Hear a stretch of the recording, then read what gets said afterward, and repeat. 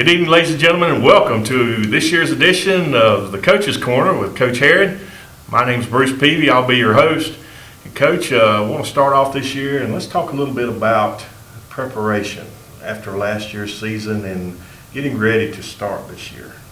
Well, Bruce, I'd hate to bring up old memories, but the loss to Hillgrove last year certainly has been a motivating factor in all of our minds, players, coaches, fans, everybody. And when you win back-to-back and then all of a sudden in the second round your dreams get dashed, kind of wakes you up. So that led us into a very good winter workout program, which led us into spring practice and then through the summer and our camps and that sort of thing. So I feel like our kids, it's been easier to get their attention this year, and they're a little more hungry. And as we've been saying to them, it's been a little bit easier to find our edge for this season.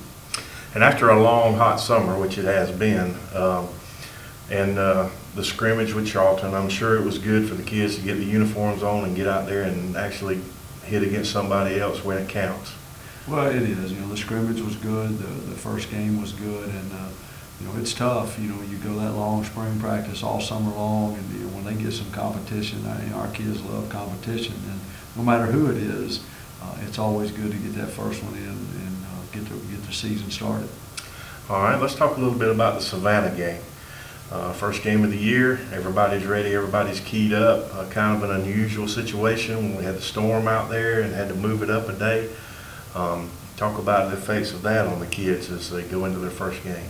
Well, it was an unusual week.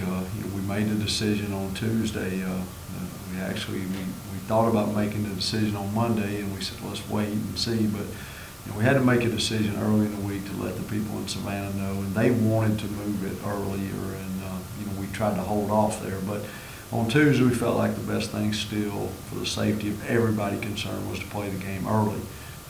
It affected our preparation a little bit, but not a whole lot.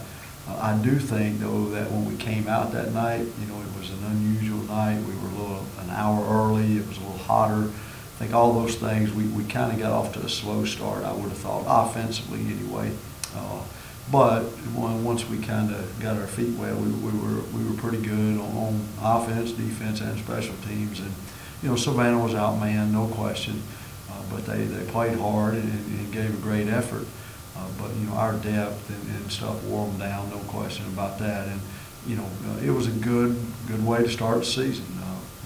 We would have liked for it to have been a little more competitive, so we could have found out a little bit more about ourselves. But with that said, it is what it is, and we're glad we were on that side of it anyway. And we'll be right back after these messages with the highlights of the Savannah High Blue Jackets and the Camden County Wildcats.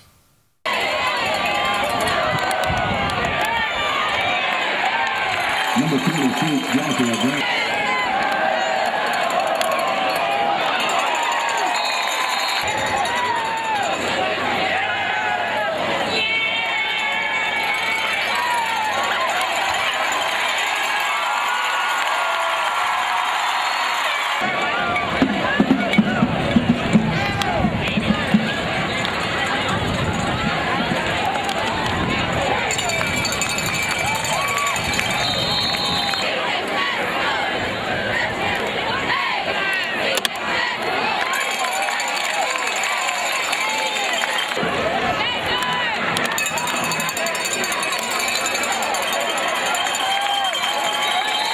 Number 5.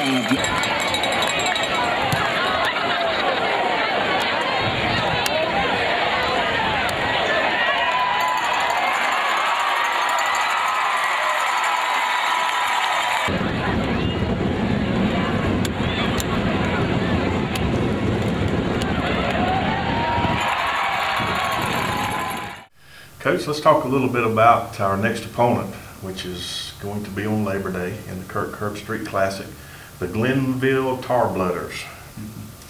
Well, we're very fortunate to get invited to this. It's a very prestigious high school event that they do in Ohio and in Texas. It's a two-site, three-day event. So we were excited when we got the opportunity to go play, and we were still excited when we found out how far it was. But we were still excited when they changed our opponents, but the more I find out about the length of the trip and the more I find out about our opponent, I'm not sure the excitement's the same. It might be more anxiety right now, but Glenville has got a very good football team. They were actually 10-2 last year like us. That's been their worst record in the last 5 or 6 years as well. So a rich tradition, rich history. They've got tremendous athletes. I believe they had 9 or 10 Division I athletes last year. The quarterback went to Ohio State, for example. And they're a magnet school in the city of Cleveland. And from what I've been able to ascertain, Cleveland doesn't have any attendance lines. So any kid that wants to in that city can go to school there. And so they get their share of football players moving in. And so the team that they ended the season with is not always the team that they started. You know, very similar to St. Thomas Aquinas last year, I guess. They're also fast. They have won, I believe, the last 6 state championships in Ohio. So we know they've got team speed, and they're huge.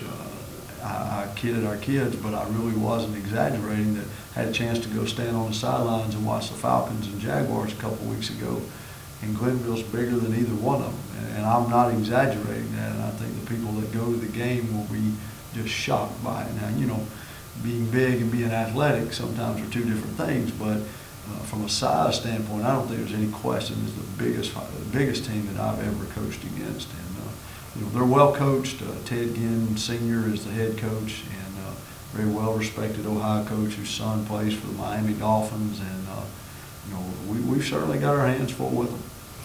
And I talk about this a lot throughout our years of doing this show. Is when you first came here, you had a plan of getting the kids out of their comfort zone. And so your hope is that they won't be intimidated by going to Ohio State University and playing a game against a quality opponent like that. You feel like that the Wildcats will be ready for the challenge? Well, I do. But Bruce, you said it.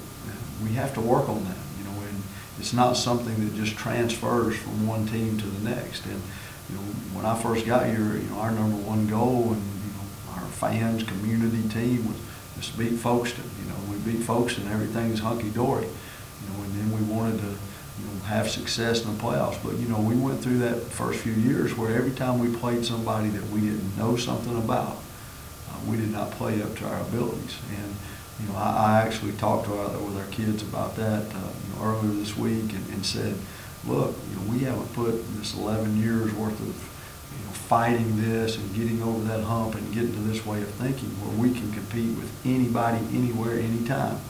For you all to go up there not thinking that you can. And again, it's a different team. Time will tell. But I will be very disappointed in them if they step off that bus not expecting to win that game. We don't, whether it's in Ohio or whether it's in Mexico or whether we're playing Glenville or whether we're playing the Green Bay Packers, to me, when we show up, we're supposed to be able to win. We'll be back next week with the highlights of the Camden County Wildcats and the Glenville Tarblooders in the Kirk Herbstreit Classic from Ohio State University. Hope you tune in. And don't forget to watch Camden TV today.